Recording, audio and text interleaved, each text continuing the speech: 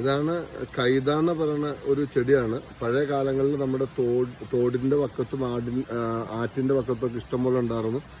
തഴപ്പ പഴയ കാലത്ത് പായ ഒക്കെ നെയ്യാൻ വേണ്ടി ഉപയോഗിക്കുന്ന ഒരു സാധനമാണ്. അന്നത്തെ കാലത്ത് അമ്മമാർക്ക് പ്രസവത്തിന് ശേഷമൊക്കെ നടുവേദന ഇല്ല.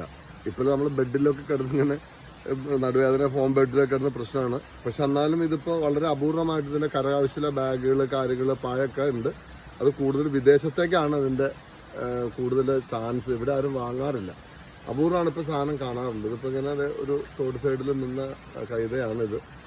ഇത് നാരെടുക്കുന്നതിൻ്റെ പ്രൊസീജിയർ എങ്ങനെയാണെന്ന് എനിക്കറിയില്ല. പക്ഷെ ആളുകൾ വെട്ടിക്കൊണ്ട് പോകുന്നുണ്ട്.